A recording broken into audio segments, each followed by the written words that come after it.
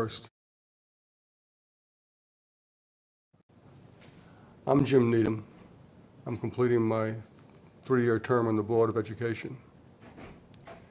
And I thought I'd share with you some of my thoughts, what I've learned, some of my experiences that may help you guide your children through the district, understand the finances of the district, understand the performance of the district.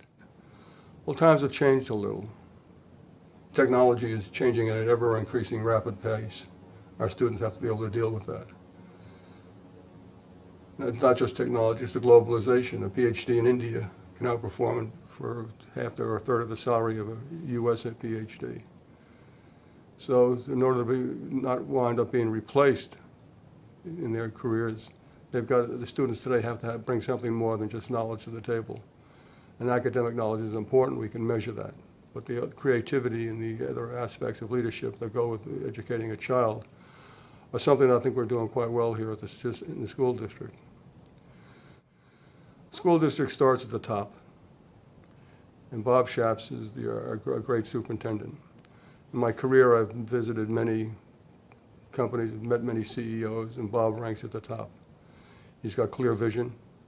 He's an educator at heart. He understands the theory of education. He understands what it's about. He's able to take that vision and form a strategy of implementation, and that's the key.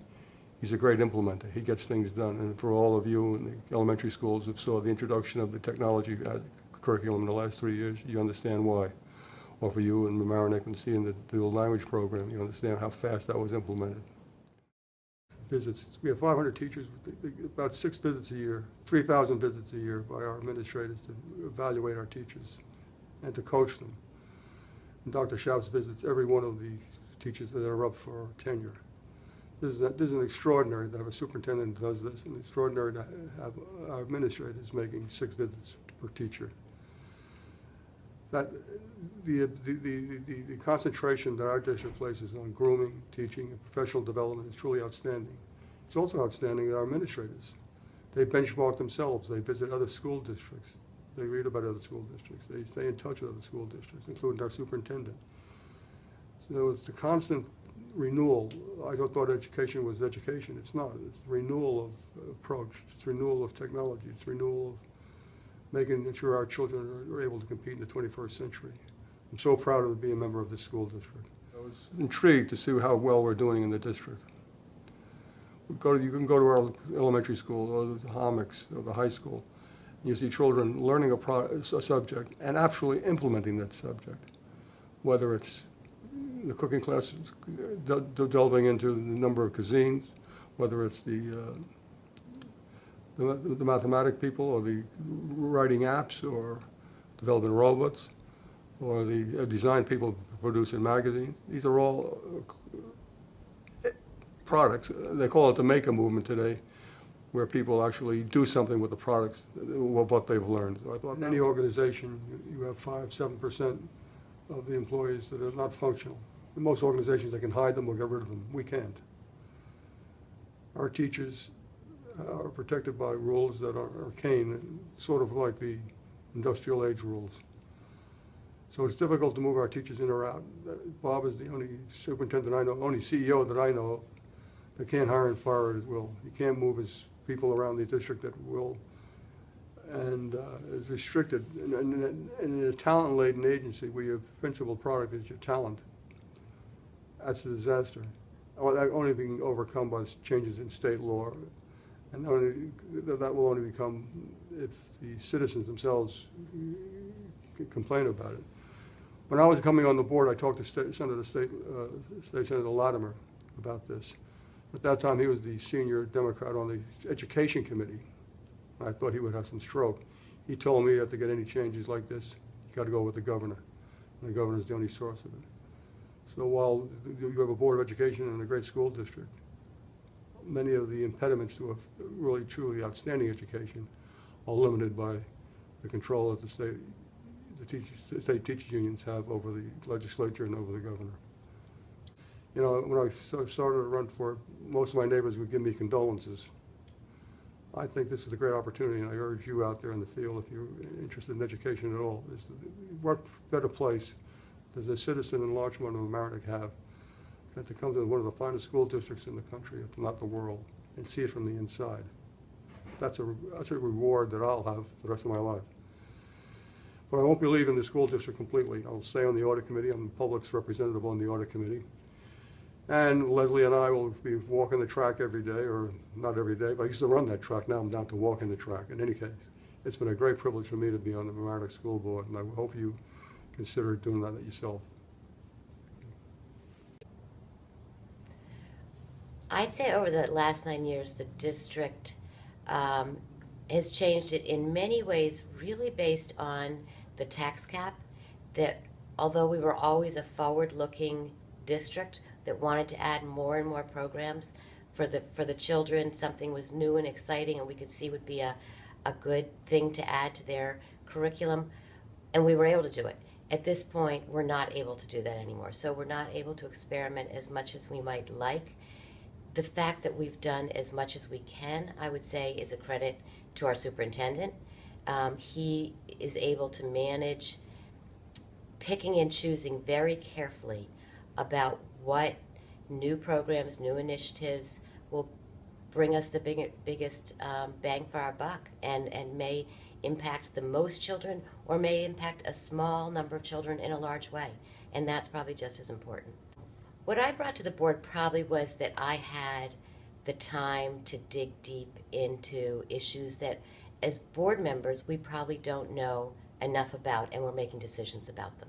So I was able to Google, to read articles, and I kind of got the reputation of the Google Queen, but I would then pass it on. Sometimes saying I don't know where this article is credited, and I don't know if it has any credit to it, but other times just giving it as background knowledge. So being able to dig deep into some of the issues that we were exploring was something I was able to bring.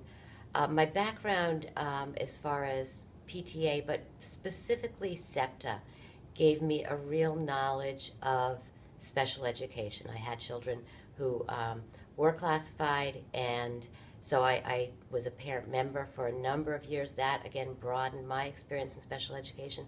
So not only do I have a real empathy for families that may be struggling as they're entering the process, or maybe trying to figure out how best to educate their children, and I could bring that experience and that knowledge to the board members that may not have as much. Certainly our staff had that knowledge, but our board members might not.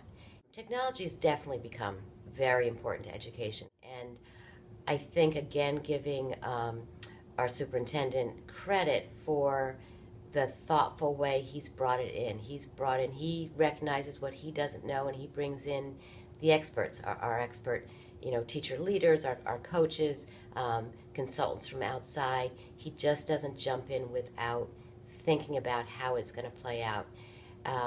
He is willing to experiment. So we go from iPads to Chromebooks to, bring your own device. He's always using technology, not for technology's sake, but really to engage the students. And that's the most important use of technology, because the technology that we have now is not what our children will have in college or beyond.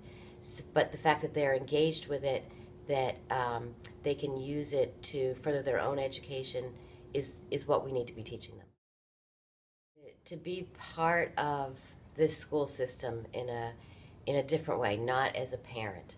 I think to be able to see the inside of what my children went through, figuring out how difficult it is, the amount of effort that goes into teaching all the children, was astounding. So it made me think I picked the right school system when we moved here. And it's just, as far as just personal growth, I think, to be put in a position where you are advocating for other children, where you may be defending positions that are taken. We all came at it with different viewpoints, with different ideas of what we wanted to get out of it, what we might want to change. But there's no question, everybody who comes on the board is here for the best interests of the children. And to be with a group of people where you all have that same interest is an amazing opportunity. My role on the board, what I brought to the board, my experience on the board definitely changed over 9 years. The first year you do spend a lot of time learning the jargon, and I had come from PTA. I had been to numerous board meetings. I thought I knew a lot. So my first year was learning what I didn't know, learning not to speak up until I knew it, being free to ask questions. There were very experienced board members who were willing to share what they knew, but it took a while to absorb all that.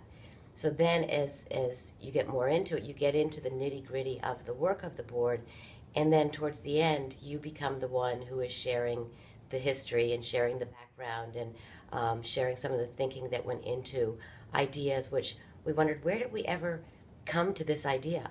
But if you knew the background of it, it made a lot more sense. And then you might come to it again, or you might change it. Think times change, people change, attitudes change, and you have to be willing to change as needed. I am happy about where I'm leaving the district. It is a great district. We still have, projects, initiatives, things that didn't finish that we've started with my time on the board, and I'd like to see them come to conclusion in one way or another. I'll definitely be watching.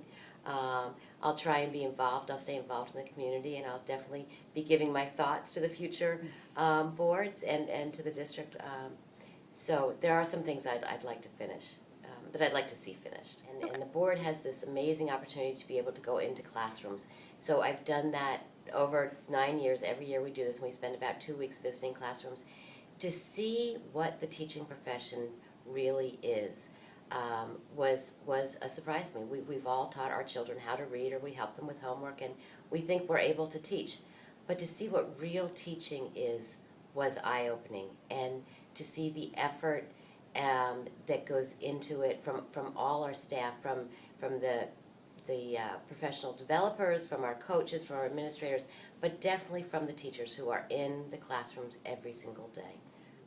I think being on the board, being in the school system is no question made easier by the community that surrounds it. It is an incredibly supportive community, from the PTAs to the Mamaroneck Schools Foundation to STEM Alliance to Safe Routes to Schools to the municipalities that support us.